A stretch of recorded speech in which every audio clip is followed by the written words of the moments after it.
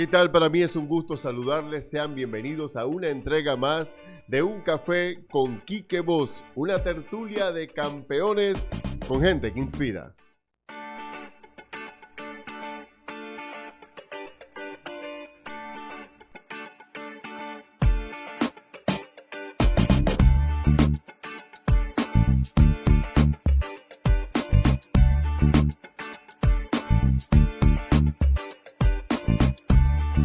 Así es, sean bienvenidos a una entrega más de Un Café con Quique Voz, una tertulia de campeones con gente que inspira, gente que nos ha llevado a cumplir sueños, metas, gente referente en nuestra sociedad que nos permite seguir adelante con nuestros objetivos y sobre todo con nuestro camino en este andar de los medios de comunicación. Una persona al cual le admiro. Le he querido en su trayectoria periodística, le he escuchado desde niño y hoy está con nosotros. Profesor Jesús María, ¿cómo está? ¿Qué tal, Quique? Es un placer para mí poderlo acompañar en esta tertulia y aportar lo que el Señor nos inspira en este momento. Un café, salud. Salud y mucho más a esta hora, sencillamente maravilloso. Bueno, profe, siéntese como en su casa. Siéntase relajado, tranquilo para disfrutar y compartir sus anécdotas. ¿De dónde es Jesús María?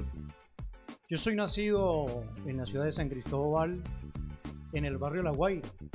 Yo vengo de una familia muy grande de 11 hermanos y tengo una anécdota porque una hermana conjuntamente conmigo nacimos en la propia casa.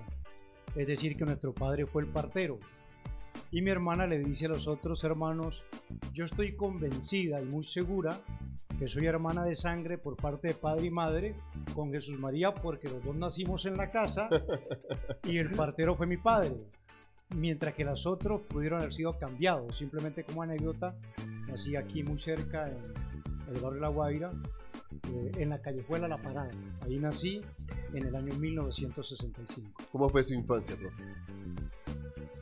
Yo tengo recuerdos muy hermosos porque desde que tenía 4 o 5 años, y no exagero, estaba muy claro qué iba a hacer en la vida. Lo que he hecho, hablar a nivel del periodismo deportivo, a nivel de la predicación de la palabra, y tuve como gran maestro a mi padre, que era un gran amante del fútbol, un gran amante del ciclismo, y eso me llevó a ser muy consentido por él. Y por ejemplo, cuando habían partidos, yo me hice muy hincha del fútbol colombiano, muy seguidor del fútbol colombiano. Siendo muy niño era seguidor del equipo de los Millonarios. Y cuando Millonarios jugaba y de repente coincidía el horario del partido con la Santa Eucaristía, que dominicalmente era obligatoria para nosotros, con mi padre muchas veces nos escapamos de la iglesia para escuchar los partidos de Millonarios, en contra de la voluntad de mi madre. Pero realmente fui una persona que tengo una profunda admiración por mi padre y por mi madre, y creo que a esta altura de mi vida todavía me salen rasgos de esa actitud de consentido que fui. Entonces recuerdo mi niñez con mucha alegría. ¿Qué hacía un niño por el Cerro del Cristo, por Capacho, con un radio escuchando fútbol colombiano, Vuelta a Colombia y todas esas emisoras que en aquel entonces entraban a territorio venezolano? Me toca un tema que toca lo más profundo de mi fibra. Yo me considero un hombre totalmente de radio. Mi vida es la radio. Y pudiera utilizar una palabra en el buen sentido, enfermo de la radio. Yo escuchaba las 24 horas del día 25 horas de radio. Me casó muy joven y usted recuerda que uno seguía la radio colombiana a través de los radios que tenían la posibilidad porque eran de varias bandas y hoy en día me da mucha risa porque con mi esposa vamos a cumplir 38 años de vida matrimonial y ella se impacta porque yo me acostaba con el radio y me levantaba con el radio escuchando emisoras colombianas, escuchando información deportiva, porque ha sido mi gran pasión, mi gran sentimiento. ¿Dónde estudió, profe? ¿Cómo fue su infancia? Yo inicié primer grado en el Colegio María Auxiliadora de Cordero. Mis padres son colombianos y para muchos yo tengo el dialecto colombiano. Sin embargo, hay algunos que consideran que tengo un ceseo español. Y cuando alguien me dice, no, yo le noto un tono, un timbre, como que se asemeja mucho al dialecto español, a la fonética del español, yo digo, bueno, la hermana Elisa era la directora del colegio María Auxiliadora y yo estudié en el año 71 primer grado con ella. Entonces eso pudo haber marcado lo que fue mi inicio.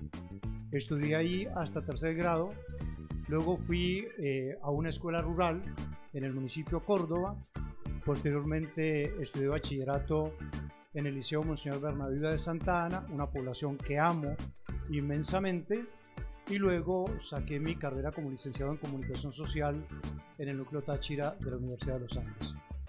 ¿Cuándo llegó ese momento de decidir ser periodista? No, se lo decía. Yo creo que en los países, lamentablemente como los nuestros, muchas veces el profesional no estudia lo que quiere, sino lo que puede. Yo estudié siempre lo que quise estudiar. Yo he hecho lo que he querido hacer. Es más, algunos me critican por una actitud que manejo y es que yo digo que yo nunca he trabajado. ¿Y por qué nunca he trabajado? Porque siempre he hecho lo que me apasiona. Entonces yo recuerdo que cuando era muy niño, mi padre estaba haciendo una construcción y yo le preguntaba mucho al albañil que estaba en la construcción. Y él me dice, siendo un niño de 5 o 6 años, usted va a ser periodista. Usted parece un periodista, usted es muy cansón, usted pregunta mucho. Y ocurre de que yo sabía... El niño preguntón. El niño preguntón que él estaba hablando de algo que en efecto se iba a proyectar porque ya sabía que eso era lo que el Señor me iba a permitir desarrollar. Yo fui una persona que seguía la radio colombiana, como lo decía anteriormente, y las coberturas del fútbol profesional durante todo el día. Y por ejemplo, cuando se corría la Vuelta a Colombia, muchos creen que yo soy colombiano porque yo tenía un seguimiento del fútbol colombiano y el ciclismo colombiano, porque recuerda que en el año 71, 72 no existía fútbol profesional en el Táchira. El Deportivo Táchira nace en el año 74, incursiona en el año 75, pero yo ya seguía el fútbol colombiano y las carreras en Colombia. Entonces yo podía escuchar una etapa de la Vuelta a Colombia desde que empezaba la transmisión hasta que concluía. 5 o 6 horas de transmisión. Completa la transmisión. Wow. Y escuchaba los partidos del fútbol colombiano en forma plena. Yo recuerdo que mi mamá, por ejemplo, cuando los partidos eran en la noche, le decía a mi papá, apague el radio. Y mi papá le decía, bueno, cuando haya un gol lo apago. Y si el partido terminaba 0-0, lo teníamos que escuchar todo. Y cuando terminaban las transmisiones de los partidos los domingos, yo sentía una profunda tristeza. Había mucha nostalgia porque terminaba el fútbol. Y sobre todo cuando Millonarios perdía, porque era seguidor de Millonarios. Un gran seguidor. Entonces siempre tuve una línea muy marcada desde muy niño, que sabía que mi carrera era el periodismo. Es decir, mi decisión siempre era que iba a estudiar comunicación social. ¿Cómo fue ese proceso universitario? Yo empecé en la radio el 5 de febrero de 1984. Yo no podía presentar examen de locución en el Ministerio de Transporte y Comunicaciones porque era menor de edad. Cuando cumplí los 18 años, presento la prueba en Mérida, apruebo, empiezo a trabajar en la radio en un evento que se llamó Copa Ciudad de San Cristóbal. Jugó Atlético San Cristóbal, el Deportivo Táchira Municipal de Perú y el Deportivo Táchira. Mi primera entrevista fue a Patón Bausa, quien fuera técnico de la selección argentina, campeón de Copa Libertadores con San Lorenzo, campeón de Copa Libertadores con Liga de Quito. Jugaba en Junior, que dirigía José Baraca, y fue el primer jugador que yo encontré en el camino para entrevistarlo en el Polideportivo de Pueblo Nuevo. Se lo consiguió. Sí, en el año 84. Pero yo, producto de la pasión por la radio, yo duré hasta el año 88 sin incursionar en la universidad. Y fue en el año 88 cuando inicié mi carrera de comunicación social en la ULA, con Ramón Alberto Maldonado, con Oscar Giovanni Castro, con Antonio Ruiz, con Orlando Flores. Fue un grupo de locutores que ingresamos en la Universidad de los Andes. Terminé mi carga académica en el año 93, pero producto de mi trabajo yo no había concluido mi tesis. Yo terminé realizando mi tesis de grado sobre la Vuelta al Táchira, por aquella coyuntura que ocurrió de la Vuelta al Táchira, que se hizo en 92, 93 y 94, en el mes de septiembre. Entonces hice un trabajo sobre lo que fue el cambio de fecha de la Vuelta, que no se hizo en enero en esos años, y se demostró a través de mi de mi tesis de grado, que fue un fracaso rotundo haberla cambiado de fecha. Entonces estudié en la ULA del 88 al 93, terminé mi carga académica, pero mi tesis de grado la presenté en el 95 y obtuve el título de licenciado de Comunicación Social el 23 de marzo del año 96. ¿Qué es un periodista? Un periodista, primero que todo, es un apasionado. La vocación del periodista es de pasión, es de sentimiento, es de entrega, es de servicio, es de estar informado para poder informar, es ese puente de comunicación entre el que tiene la información y el que necesita la información. El periodista es el que se preocupa por informar, por entretener, por culturizar, y para eso lógicamente nos tenemos que informar. Profe, algo muy importante en la carrera periodística, ¿cuáles creen ustedes que fueron esos argumentos académicos que impactaron más en ese proceso de formación? Cuando yo entro a la carrera ya tenía un proceso en la radio, ya tenía, digamos, un camino en la radio, ya había tenido la posibilidad de viajar a nivel internacional para efectuar algunas coberturas periodísticas, pero lógicamente un profesor, por ejemplo, José Rafael Mujica, que recuerdo gratamente, y era un profesor que llegaba y nos sorprendía preguntándonos qué pasó hoy, por ejemplo, en Afganistán, qué ocurrió, qué hecho noticioso importante ha sucedido hoy en Nueva York. Y eso nos exigía a demostrarnos que el periodista tiene que estar realmente muy preparado. Una profesora que nos dio ética y legislación, por ejemplo, y que nos marcaba lo que significaba la diferencia entre un fanático y un comunicador, la diferencia entre el profesional de la comunicación, que yo puedo tener un sentimiento, pero que debo tener un respeto en la verticalidad, en mi criterio, en mi posición, en mi ética, en el respeto hacia el otro. Hace pocos días, por ejemplo, me ocurrió algo en Azogata, en el paseo que tradicionalmente uno hace. Yo le he hecho broma a mis hijos, digo, voy a comprar no sé cuántas cabezas de ganado. Seguramente algún día el Señor me lo va a permitir. Pero haciendo el recorrido, viene un amigo que estudió conmigo quinto año y cuando él me ve, se pone a llorar y me abraza. Y él me dice, esto es un regalo de Dios, porque aquí está mi mamá, y me muestra una señora con más de 80 años y me dice, ella te escucha todos los días. Pero sobre todo espera el momento del mensaje bíblico que usted transmite a través de la radio, cuando usted habla de Dios. Y yo le había prometido a ella que lo iba a buscar en la radio para llevarlo a mi casa para que lo conociera, porque no se puede morir sin conocerlo.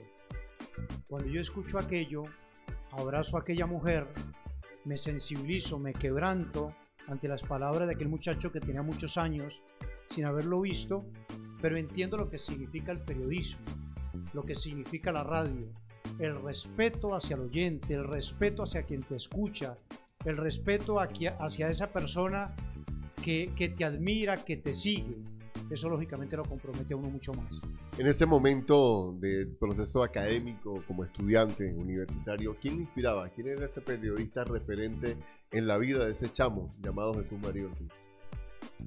Cuando yo entro en la radio en el año 84, yo tuve la oportunidad de ser invitado por el grupo González Lovera a transmitir a Vuelta al Táchira del año 85, siendo un chamo. Yo tenía 19 años y trabajaba para una emisora pequeña, Radio Rubio. Fui invitado a hacer la Vuelta al Táchira y cuando estamos en el desarrollo de la vuelta, un periodista que admiraba por su intelectualidad, por su capacidad académica, porque estaba muy informado, porque era un gran lector, Carlos Alveres Sarmiento, me invita a formar parte del grupo González Lovera. Y yo le digo, yo no puedo ser desagradecido con la persona que me dio la oportunidad y no puedo salir de esa radio, que era Radio Rubio, una emisora pequeña, porque tengo un compromiso con el director de la radio. Recuerdo que veníamos bajando de Cordero y él me abrazó y me dijo, a usted le va a ir muy bien en la radio y en la vida, porque lo más importante del ser humano es ser agradecido. Eso me generó una admiración hacia él. Pero yo tenía una admiración muy profunda por el periodismo colombiano. La gran realidad Sí, claro. es que mi referencia era el periodismo colombiano. Había una emisora llamada Sutatensa Radio Sutatensa. que tenía una gran potencia y la radio entraba de manera local a la ciudad de San Cristóbal. Y yo escuchaba los partidos del fútbol colombiano con Armando Moncada Campuzano, un gran relator colombiano, y Carlos Antonio Vélez. Y yo tenía una profunda admiración por ellos. Yo recuerdo, por ejemplo, cuando Millonarios le ganó en el año 78 a Quilmes 2-1 en el marco de la Copa Libertadores, y fue la primera victoria de un equipo colombiano en Copa Libertadores ante un equipo argentino. Y luego el Deportivo Cali le ganaría 2-1 a River Plate en el Monumental de River. Y ese equipo de River Plate tenía la gran parte de los jugadores que habían sido campeones del mundo. Que formaba la selección. En Argentina 78 el equipo de Menotti, en efecto. Y esas transmisiones yo las seguí por Sutatensa con Carlos Antonio Vélez y Armando Moncada Campuzano. Y luego, en el año 91, suspenden los estadios en Colombia a raíz del asesinato de un árbitro y tenemos que ir a cubrir la Copa Libertadores contra América y Atlético Nacional por Venezuela Marítimo y el Deportivo Táchira. Y ocurre que quien nos atiende a nosotros en Miami fue Armando Moncada Campuzano. Y luego nosotros le devolvimos la atención a él en San Cristóbal. Entonces yo le daba muchas gracias a Dios de ver que esa persona que tanto admiraba, que tanto escuchaba, que tanto seguía a través de la radio colombiana, luego lo encontraba como un amigo que me atendió en Miami y luego nosotros lo atendimos acá en San Cristóbal. ¿Cómo es su relación con Dios? El centro de mi vida. Señor, me quebranto. Yo vengo de una familia muy católica, de una familia de rosario diario, de una familia donde mi papá era el que iniciaba el rosario. Tuve un hermano a punto de ordenarse sacerdote, una mujer muy mariana. Hoy estamos grabando el programa El Día de la Virgen de Lourdes. Hoy es un día muy especial de los enfermos. Y me inculcaron el amor a Dios como centro de nuestra vida, el respeto. Yo a un sacerdote le pido la bendición, yo a una monja le pido la bendición, el respeto hacia el sacerdote, que son instrumentos de Dios. Pero me quebranto porque luego yo tuve una vida como todo ser humano, donde cometemos muchos errores y seguramente he seguido cometiendo errores. Pero en el año 2004 yo tengo un encuentro verdadero con el Señor a través de la fundación a la cual pertenezco, la Fundación Verbo y Vida, y a partir de ahí mi vida tuvo un cambio, una ruptura, una transformación total, en la que sigo efectuando mi trabajo profesional a través de la radio, que es mi gran pasión, pero donde lo más importante para mí es Dios. Y eso me ha llevado a cumplir un ministerio de orientación de parejas, de predicación de la palabra y de orientación de familias. Entonces, hoy en día yo sigo haciendo mi trabajo profesional, pero para mí lo más importante es lo espiritual. Si a mí un sacerdote me invita a una prédica, yo dejo de hacer lo que estoy haciendo para ir a predicar la palabra. Si un hermano necesita una orientación de pareja por algún inconveniente que tenga, pues yo voy a dejar lo que sea, porque estoy claro que le voy a entregar cuentas a Dios por el don que Él me dio, por el carisma que Él me dio. No porque a mí me digan que su María Ortiz fue un gran comentarista, un gran periodista, tuvo la oportunidad de viajar por diferentes lugares y tener una actividad profesional de mucha capacidad. Eso, como dice San Pablo, lo considero basura. Lo más importante para mí, porque he entendido que le entregaré cuentas a Dios por el amor, y el amor manejado a través del amor a mi esposa, del amor a mis hijos y lógicamente el amor a mis hermanos. ¿Cómo fue ese proceso de llegar a esa fundación Verbo y Vida? Dios llama en su momento. Como la gente dice popularmente, y es una verdad, el tiempo de Dios es perfecto. Dios permite que ocurra cosas en nuestras vidas, pero el corazón del hombre no va a estar en sosiego, en paz y en tranquilidad hasta que no se encuentre con Dios. Y la Fundación Verbo y Vida organiza todos los años, en el mes de octubre, un congreso que es el centro de evangelización del año, y a través de una tía de mi esposa que era miembro de la comunidad nos invitó. Yo fui a ese encuentro con el Señor, y ese día fui enormemente quebrantado. Ese día mi vida fue transformada. Yo era una persona que consumía licor, por ejemplo, y yo no critico quien consuma el licor, sobre todo de manera moderada, porque una copa de vino sirve para compartir. Sí, claro. Eso no está mal. Lo que está mal es perder los estribos, es perder la sobriedad. Pero a partir de aquel momento no hubo necesidad de consumir más licor, sino empecé a entender la vida desde otro punto de vista, y sobre todo el servicio, porque tuve un enamoramiento total sobre la palabra de Dios, sobre la Biblia, y para mí es un día perdido si no escucho el Evangelio, si no oro, si no leo la palabra de Dios, porque invito a todos a que entiendan que Dios es el centro y que no sabemos ni el día ni la hora, el momento solo lo sabe Dios. Entonces no es vivir con miedo, es vivir atento, dispuesto al llamado del Señor. Cuando, por ejemplo, yo voy a un entierro y me encuentro delante de aquella persona que ha partido, me pregunto, Señor, ¿y qué pasaría con mi vida si en lugar de Él fuera yo? Porque puede ser el caso. Estoy preparado, y todos los días le pido al Señor que me permita estar en comunión total con Él el día que me llame su presencia, porque quiero disfrutar de la plenitud, porque creo firmemente en la resurrección, creo firmemente en lo que nos dice la doctrina de la iglesia, en lo que nos dice la palabra, que hay vida después de la muerte, que mi vida no termina cuando me muero, que ahí tengo un paso trascendental a encontrarme con Dios. Entonces lo quiero disfrutar en la eternidad, y me quiero reencontrar con esos seres amados que me antecedieron a la presencia del Señor.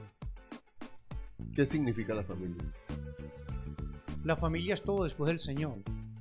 La familia es el lugar donde Dios nos ha llamado a ser iglesia, porque la familia es la iglesia doméstica. Entonces, nosotros tenemos que aprender algo muy importante. Normalmente el hombre es luz en la calle y oscuridad en la casa. Entonces usted escucha que dice el amigo, qué amigo tan bueno. Y la esposa normalmente dice, porque no lo conoce. Viva con él. Sí, viva con él. Entonces nosotros tenemos que pedirle a Dios que nos dé la gracia de ser luz en la casa, y si podemos ser luz en la calle, maravilloso, pero primero luz en la casa, porque nosotros le vamos a entregar cuentas a Dios por el mandamiento del amor, cuánto hemos amado, pero sobre todo cuánto amé a mi esposa, que es mi ayuda idónea, la persona que Dios me dio como compañera, como amiga, como amante, como madre de mis hijos, mi compañera de viaje. Por ella yo le voy a entregar cuentas a Dios, porque hay algo que es muy importante aquí que entender. Yo puedo lanzar a la sociedad hombres de bien, o puedo lanzar potenciales delincuentes. Eso depende de lo que forme en familia. Eso no depende del sacerdote, eso no depende del profesor, eso no depende de la sociedad. Muchas veces nosotros decimos, ¿usted qué está haciendo para transformar la sociedad? Y la gente dice, ¿y yo qué puedo hacer? ¿Cómo yo qué puedo hacer? Formar a sus hijos, formar a su familia, porque si usted forma bien a sus hijos, ellos van a ser luz en medio de la oscuridad, ellos van a ser bendición en medio de la maldición, ellos van a ser un testimonio importante en la transformación de la vida del otro. ¿Cómo ve el profesor Jesús María Ortiz el presente y el futuro del periodismo? Yo diría que no solamente el presente del periodismo. Yo creo que lo más importante es entender el presente y el futuro de la sociedad, el presente y el futuro del país, el presente y el futuro de la humanidad. Va a depender si nosotros entendemos lo primario. ¿Y qué es lo primario? Nosotros tenemos que enseñarle a nuestros hijos el principio de la sabiduría del hombre. Y el principio de la sabiduría del hombre es el temor de Dios. Porque si yo tengo temor de Dios, que no es miedo, sino es amor de Dios, yo voy a respetar, yo voy a amar, yo voy a comprender, yo voy a tolerar al otro, yo no voy a juzgar. Entonces, cuando una persona se llena del temor de Dios, del amor de Dios, se va a llenar de sabiduría. Y cuando la persona tiene sabiduría, el futuro está garantizado. Porque hay que manejar una diferencia muy importante entre el conocimiento y la sabiduría. El conocimiento es lo que nosotros aprendemos a nivel académico, lo que la vida nos enseña, y podemos ser eruditos en una determinada área de la vida. Entonces decimos, fulano de tal es un extraordinario médico, fulano de tal es un gran ingeniero, qué gran comentarista, qué gran conocimiento tiene. Eso es un conocimiento humano, pero la sabiduría es un don de Dios. La sabiduría es un regalo de Dios para las personas que le aman, que le buscan, que le siguen y que le temen. Entonces la sabiduría nos permite hacer lo que Dios quiere que hagamos. La sabiduría nos permite actuar de acuerdo con la voluntad de Dios. Entonces, cuando yo tengo ese principio de la sabiduría y me lleno de la gracia de Dios, el futuro del periodismo, de la familia, de la sociedad y del mundo está garantizado. ¿Cómo ha sido su proceso de adaptación a las redes sociales? Yo soy de la vieja escuela, lo tengo que decir abiertamente. Yo tengo Twitter por el Twitter de la radio, por el Twitter del programa. Pero creo que las redes sociales juegan un papel determinante hoy en día y nos enteramos de todo a través de las redes sociales, indiscutiblemente. Pero digo que soy de la vieja escuela en el sentido de que me gusta un poquito más el factor de la privacidad, porque a través de las redes sociales hemos perdido, por ejemplo, el encuentro de la familia, hemos perdido la relación del uno con el otro, hemos perdido incluso la mirada, hemos perdido el abrazo, y tenemos muchos amigos a través de redes que no conocemos, pero no nos estamos comunicando entre nosotros. Y es muy normal, por ejemplo, llegar a la casa a la hora del almuerzo y sucede que no nos miramos. Y sucede que estamos comiendo y no hablamos entre nosotros porque estamos entretenidos con el teléfono, que se ha convertido lamentablemente en el principal enemigo de la familia, de la comunicación de la familia como agente distractor. Nosotros vemos que hoy en día la comunicación de la pareja, nosotros manejamos siempre dentro de los retiros diferentes temas y un tema central es la comunicación, y la comunicación se ha perdido entre la pareja y uno de los elementos primarios ha sido, por ejemplo, el teléfono, es el teléfono, y eso tenemos que manejarlo con mucho equilibrio. Es decir, algo puede servir de bendición o puede servir de maldición. Depende como nosotros lo usemos. Hábleme del programa deportivo. ¿Cuántos años, cómo inició? El programa Deporte Total es un programa que nació el 25 de septiembre de 1989. Si las matemáticas no fallan, este año cumplimos 36 años. ¿Dónde inició? Ese programa se inició en el Circuito Líder en Radio San Sebastián AM. Fue una idea de Ramón Alberto Maldonado, Oscar Giovanni Castro, Luis Ramón Pernilla, que ya no está con nosotros, y quien les habla. Estábamos trabajando en aquel momento con Luis Alfonso Ramírez. Luis Alfonso Ramírez se aparta de Radio San Sebastián. Teníamos el programa Deportes a Millón con él, un programa que nació el 2 de diciembre de 1974. Es el programa más antiguo de la radio venezolana. Y nosotros, pues, lógicamente nos quedamos sin programa. Transmitíamos el fútbol, hablamos con Chucho Contreras, que Dios lo tenga en su santísima gloria, y a través de él pues nos dio todo el apoyo para iniciar este programa, que es un espacio que amamos inmensamente. Cuéntenos un poquito sobre su experiencia, compartir experiencia internacional. Hemos visto en su carrera que ha visitado varios escenarios futbolísticos, ha hecho cobertura internacional, tanto de la selección, Copa Libertadores, Copas América. Compártanos un poquito de esa experiencia. Son regalos de Dios, bendiciones de Dios. Les decía que el Señor nos equipa. Todos nosotros, como hijos de Dios, el Señor tiene un plan y un proyecto con cada uno de nosotros. Nosotros no somos, ningún ser humano tiene la misma huella digital, ninguno, porque todos somos exclusivos para Dios. Entonces Dios nos da dones y carismas, y esos dones y carismas son bendiciones y regalos de Dios para ponerlos al servicio del otro. Entonces, en mi caso, me regaló la elocuencia, la comunicación, el don de la palabra para comunicar a nivel deportivo, y eso nos permitió, pues, o me ha permitido viajar mucho. Cuando hablo del plural es porque siempre voy a recordar a Oscar Giovanni, a Ramón Alberto, mis hermanos de la radio, los hombres que Dios puso en el camino. Yo le echo broma a mi esposa porque nosotros nos casamos el 7 de marzo del año 87, es decir, que vamos a cumplir 38 años de vida matrimonial, pero yo tengo un año más trabajando con él. Entonces yo le digo a mi esposa, yo tengo un año más casado con Oscar que contigo. Ya un año más con Oscar. Un año más con Oscar, del año 86. Pero las experiencias muy bonitas de poder viajar, de poder conocer, de poder compartir. Realmente experiencias maravillosas, pero siempre amando lo nuestro, ¿no? Por encima de todo, amando lo nuestro. Esa pasión por la Vuelta al Táchira. Eso es algo aparte. Si me quebrantó cuando me habló del Señor, me sensibiliza cuando me habla de la Vuelta al Táchira. Porque yo era un niño y Ecos del Torbes, por ejemplo, cuando terminaba la vuelta o estaba terminando la vuelta, cuando iban subiendo por el Metropolitano, cuando se subía por la 19 de abril, ponían el Brisa del Torbes y yo me ponía a llorar. ¿Por qué me ponía a llorar? Porque yo me hice muy hincha de Nicolás Reytre, pero era un hincha, yo creo que era el hincha número 1 de Nicolás. El eterno subcampeón de la Y Nicolás Vuelta. Reytre 5 veces fue subcampeón de la vuelta, nunca ganó. Nunca ganó. Iba a terminar la vuelta y otra vez Nicolás no ganaba la vuelta, como en efecto nunca la ganó. Por poquito. Pero nunca Por la ganó. poquito. Entonces yo sigo la vuelta desde el año 1973, que fue la primera Vuelta al Táchira que gana un ciclista venezolano. ¿Año? 73, Santos Rafael Bermúdez, porque los ciclistas colombianos ganaron la vuelta en forma consecutiva del 66 al 72. En el 73 la gana Santos Rafael Bermúdez en la última etapa.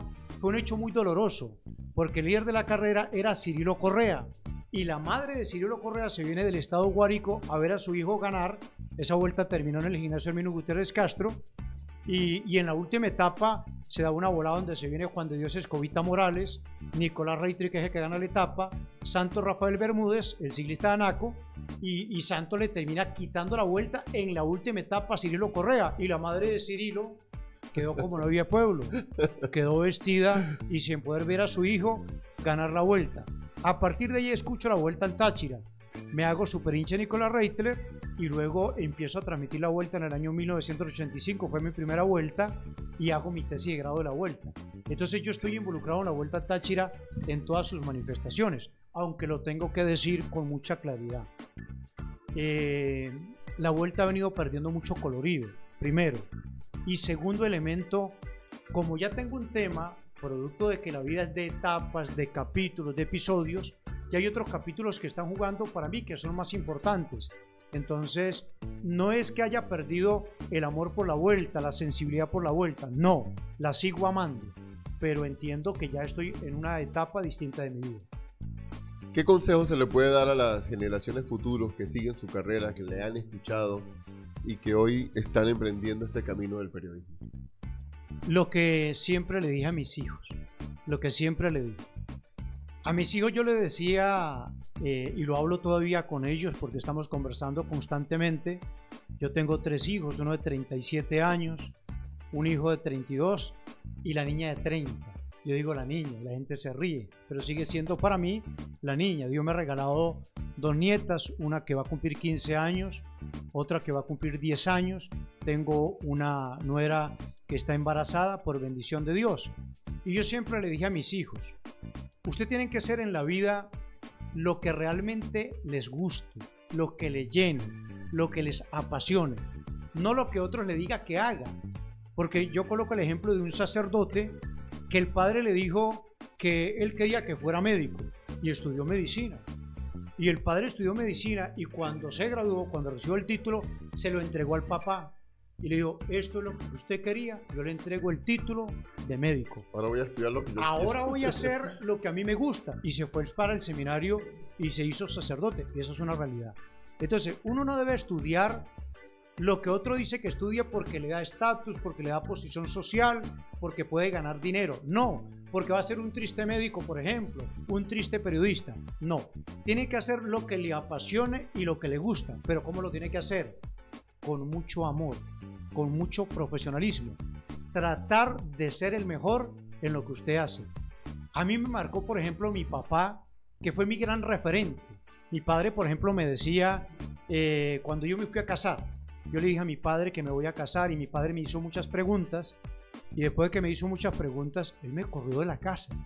Él me corrió, me dijo, espero que no viva un día más en mi casa y que no viva un día en la casa de los suegros, porque él entendía lo que significaba la privacidad matrimonial. Y él me dijo, me enseñó algo que a mí me quedó muy marcado, los hijos bajo el mismo techo, es decir, que no se podía tener hijos regados.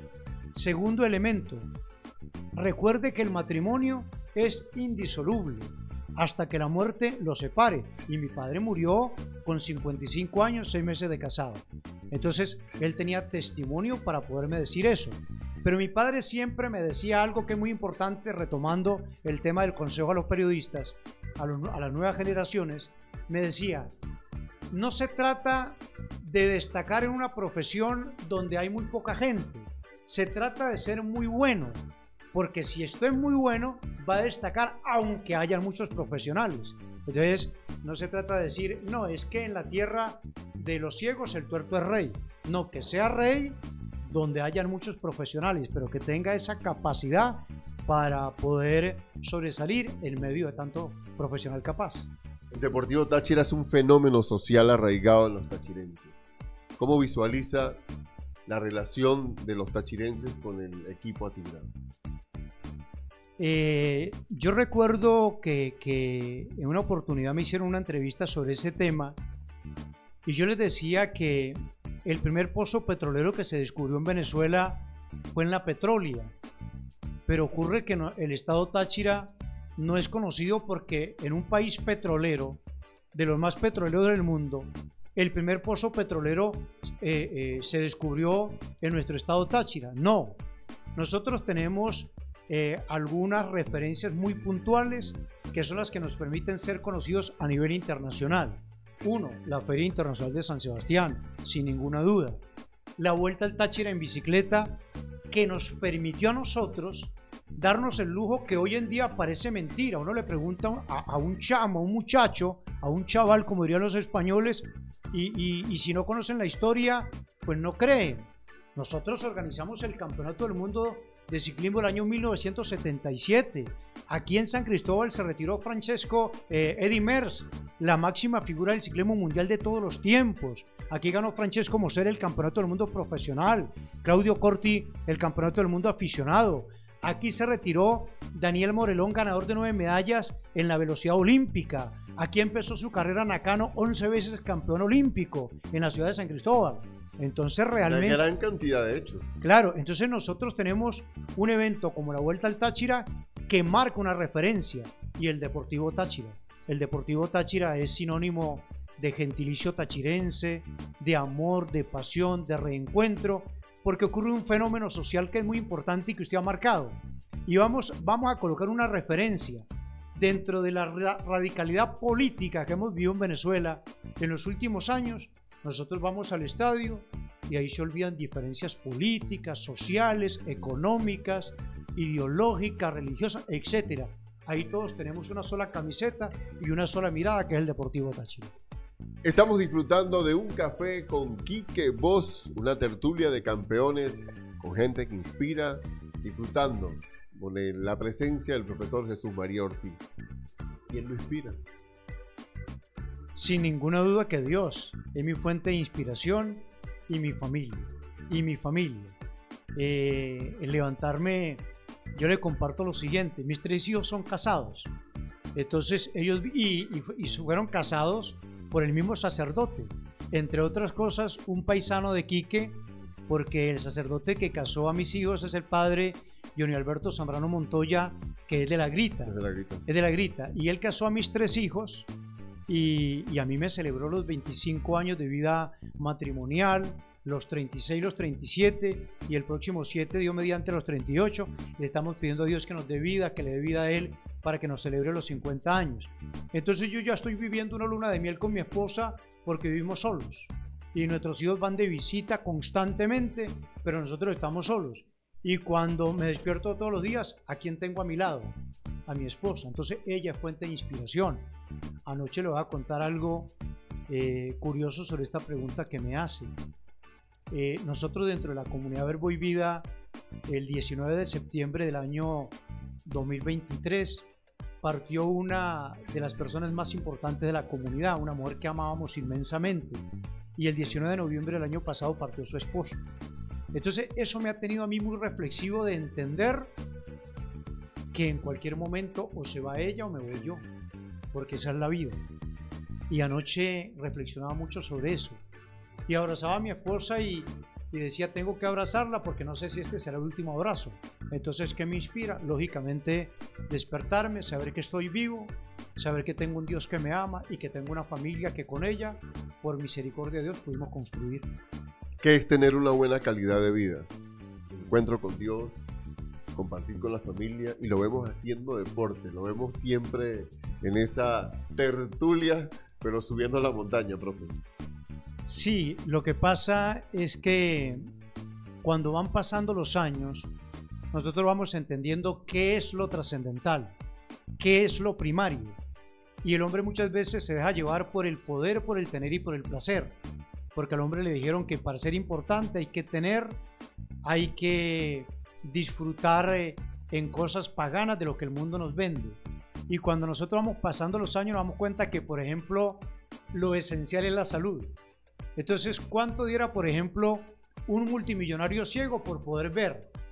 ¿Cuánto diera un multimillonario que no tiene piernas para poder caminar? ¿Sí? ¿Cuánto diera un sordo por poder escuchar? Entonces en nosotros se habla de las maravillas del mundo y se empieza a mencionar una cosa, otra y otra cosa. Y las maravillas del mundo es que nosotros podemos ver, podemos escuchar, podemos oler, podemos hablar, podemos caminar, podemos abrazar. Estamos vivos. Estamos vivos. Esas son las maravillas indiscutiblemente que Dios nos permite disfrutar a diario. ¿De qué manera su fe, su formación cristiana, esa cercanía con Dios, le ha permitido tomar decisiones en momentos tan difíciles? Entendiendo la palabra de Dios. La palabra de Dios dice que todo pasa para bien. Y cuando nosotros leemos el Evangelio de Mateo, el Evangelio de Mateo termina en el capítulo 28, versículo 20, diciendo: yo estaré con ustedes todos los días hasta el final de los tiempos. Entonces nos dice Santa Teresa de Ávila, solo Dios basta, solo Dios es suficiente. Entonces, si lo tenemos a Él, lo tenemos todo. Cuando uno conoce la palabra de Dios, uno conoce las promesas. Entonces, por ejemplo, el Señor nos dice en el Evangelio de Mateo, capítulo 25, capítulo 6, versículo 25 y siguiente, nos va a decir: ¿usted por qué se preocupa qué va a comer? ¿Usted por qué se preocupa qué se va a poner? ¿Usted por qué se preocupa qué va a tomar? Esas cosas preocupan a la gente del mundo, pero los hijos de Dios saben que tienen un Padre que conoce sus necesidades. Busquen el reino de Dios y su justicia, que todo vendrá por añadidura. Entonces, la fe y la palabra me sostiene, me da seguridad, porque el Señor me dice: cielo y tierra pasarán, pero mis palabras no pasarán. Es decir, lo que Dios promete, Dios lo cumple. Y el Señor me lo ha dicho a mí. Yo le digo: Señor, yo creo en tu palabra, yo confío en tu palabra. Evangelio de Juan 15:5 nos dice: sin mí nada podéis hacer. Y la gente dice popularmente, eso no lo dice la Biblia, pero real: ni una hoja de un árbol se mueve si no es por voluntad de Dios. Es una gran verdad. Nos dice el Salmo 127: si el Señor no vigila la ciudad, en vano vigila el centinela. Segunda de Macabeos 15:21: el Señor es el que concede la victoria a los que la merecen. ¿Quiénes la merecen? Los que lo buscan, los que se humillan, los que reconocemos su dependencia total de Él. Y nos va a decir Filipenses 4:13: todo lo puedo en Cristo, que es mi fortaleza. En Él todo. Entonces, la fe me da la confianza, la tranquilidad y la seguridad para tomar decisiones no de manera alocadas, sino para tomar decisiones con la certeza y la seguridad que el Señor me inspira. Yo cuando voy a tomar una decisión, y se lo digo a mis hijos y a mis amigos, le digo: hagan esta oración: Señor, que se haga tu santísima voluntad. Si eso no conviene, cierre las puertas. Y si eso conviene, abra las puertas. Pero que no sea mi voluntad sino la tuya. Porque es que Jesús en el huerto de Getsemaní, en el momento de entregar su vida por la salvación de la humanidad, cuando sabía que lo iban a crucificar, en un momento de mucho dolor, de mucha tristeza, de sufrimiento, porque había sido abandonado y traicionado por el propio Judas y había sido negado por Pedro, le dice al Padre: Padre, si es posible, aparta este cáliz, pero que no se haga mi voluntad, sino la tuya. Entonces nosotros tenemos que pedir al Señor que nos dé la gracia de vivir y de actuar de acuerdo con su santísima voluntad. ¿Que es fácil entenderla? No. Uno pudiera estar viviendo momentos muy difíciles, momentos muy complejos, pero uno dice: Señor, usted me dice que todo pasa para bien. No entiendo, pero no se trata de entender, se trata de creer, y yo le creo al Señor. Hay una energía que necesitamos los seres humanos, es la motivación. ¿Qué lo motiva? Hay una energía, usted lo ha indicado, esa energía que no es una energía, sino es una persona, es la fuerza, es el poder, es la gracia, es la unción del Espíritu Santo. El Señor dijo a nosotros en su palabra: les conviene que yo me vaya, para que venga el defensor, el que los llevará a la verdad plena, a la verdad total, y la verdad los hará libres. Entonces, los discípulos del Señor, cuando Jesús fue crucificado, se escondieron porque estaban asustados. Pero cuando hubo el cumplimiento de la palabra y de la promesa, el derramamiento del Espíritu Santo que nos había prometido el profeta Joel en el Antiguo Testamento, dice la palabra que ellos, llenos del Espíritu Santo, salían a predicar y no les importaba que los azotaran, que los metieran en la cárcel. Los discípulos, con la excepción de Juan, que murió de anciano, todos murieron martirizados, todos los discípulos del Señor. Pero ellos tenían una gracia, una fuerza y un poder que era el Espíritu Santo, que los llevó a que no tuvieran miedo para hacer lo que correspondía hacer. Entonces, esa fuerza a la que hace referencia Quique, esa energía, no es otra que Dios en nosotros. Porque no olvidemos que cuando nosotros fuimos bautizados, dejamos de ser criaturas y nos convertimos en hijos de Dios. Somos reyes, profetas y sacerdotes, y el Espíritu Santo vive contigo y vive conmigo. Que nosotros de repente, producto de nuestra falta de fe, de no tener comunión con Dios, de no tener oración, cercanía con Él, podemos dejar que el Espíritu se enfríe, pero el Espíritu habita dentro de nosotros, tenemos que avivarlo. Entonces, esa energía es el poder y la gracia de Dios dentro de nosotros, que nos levanta, que nos sostiene, que nos motiva, que nos aviva, para que nosotros vivamos con profunda alegría y con profunda fe. Profe, ¿cómo ve el futuro del fútbol venezolano? El futuro del fútbol venezolano, en este momento, pudiéramos manejar dos aspectos muy importantes. El primero, positivo por la cantidad de jugadores que están en el exterior, y eso lógicamente abre puertas para jugadores que están en el país. Pero lo veo en este momento de manera negativa por dos razones. La primera razón, porque se están cometiendo equivocaciones en decisiones importantes. Eliminamos la norma del jugador juvenil y eso no ha permitido que los jugadores nuestros en la categoría sub-20 tengan rodaje, y acaba de terminar eliminada la selección Venezuela en un torneo que nosotros mismos organizamos, con toda la posibilidad de clasificar al hexagonal. Eliminados, no tenían rodaje los jugadores porque no están participando a nivel profesional. Eso como primer elemento. Y el segundo elemento, no podemos coartar el derecho al trabajo de los futbolistas venezolanos. ¿Cómo se puede tomar una decisión de que 8 jugadores profesionales extranjeros puedan formar parte de nuestros equipos? No. Hoy, en el momento en que estamos efectuando esta grabación, tuvimos una entrevista con el presidente del Deportivo Táchira y yo le decía: Táchira no va a traer más jugadores, no va a contratar más extranjeros. Y yo le decía: es una medida ejemplarizante para los otros equipos del país, que el campeón solamente contrató 5 extranjeros, no hay que contratar 8. La federación y la liga, con estas decisiones, está matando el fútbol nacional. Copa Libertadores de América. Esperemos que el Deportivo Táchira, como se armó, tenga una gran Copa Libertadores. Creo que tiene un gran equipo. ¿Ve la selección nacional de la Vinotinto en el Mundial? Me he detenido porque yo dije algo en el programa Deporte Total y mis hermanos de la radio casi me crucifican.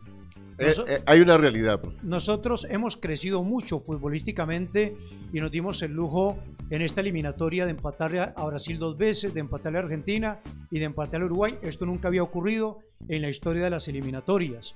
Pero nosotros, si analizamos, somos la 7ª selección de Sudamérica. Nosotros estamos por debajo de Brasil, de Argentina, de Uruguay, de Colombia, de Paraguay y de Ecuador. Podemos estar por encima en este momento de Perú, ligeramente de Chile y de Bolivia. Pero Bolivia tiene algo a favor, que juega con la altura. Eso nos perjudica normalmente a nosotros. Entonces yo dije un día en Deporte Total que si queremos clasificar al Mundial, ¿por qué no manejamos la posibilidad de jugar en la CONCACAF para jugar con los equipos de esa zona del continente? Y me dijeron no, que tenemos fútbol. Yo creo que hemos crecido mucho a tal punto que podemos competir en partidos con las grandes selecciones de fútbol sudamericano, pero todavía nos falta. Yo tengo ciertas dudas de que Venezuela clasifique a la Copa del Mundo. Profe, agradecido con usted, con su tiempo, las pantallas, las cámaras de La Voz del Táchira y de Un Café con Quique Voz son todas suyas para enviar ese mensaje. Esto es una tertulia de campeones. Y ser campeón significa la lucha, la lidia, el salir cada día a enfrentar los desafíos de la vida. Usted es un referente porque todos los días nos enseña con su Un Minuto con Jesús, nos enseña desde su fundación Verbo y Vida y nos enseña en su programa a llevar una vida a plenitud, a llevar una calidad de vida en familia, a tener el encuentro con Dios y sobre todo ser un apasionado de los deportes y de hacer las cosas bien. Quique, primero agradecido por su amistad, agradecido realmente por sus apreciaciones, por sus opiniones, por el apoyo que siempre me ha brindado, realmente muy agradecido con Dios, muy agradecido con la vida, pero lo más importante que le digo a todo aquel que nos está escuchando, que nos está viendo, es que ponga la mirada en Dios. La palabra dice claramente, maldito el hombre que pone la mirada en el hombre y aparta la mirada de Dios. Cada vez que nosotros vamos conociendo más a una persona, nos vamos decepcionando más. Y eso no nos sorprende para nada, porque somos humanos, llenos de limitaciones, de debilidades. El único puro, perfecto, inmaculado, perfecto es Dios. El único que nunca se equivoca. Entonces mi recomendación es que pongan a Dios como centro de su vida, que la mirada esté puesta en Dios y que todo lo hagan por amor a Dios, que no pierdan la confianza, que no pierdan la fe, que se enamoren de la palabra del Señor para que a través del conocimiento de la palabra conozcan sus promesas y esas promesas les permitan vivir sin miedo, vivir con paz, vivir con gozo, con tranquilidad, vivir con los frutos del Espíritu Santo, porque eso nos va a permitir tener calidad de vida. Muchísimas gracias. Gracias por estar allí en ese lado del receptor, compartiendo anécdotas, vivencias, compartiendo experiencias con personas que inspiran. Mi nombre es Quique Araque y esto fue Un Café con Quique Voz.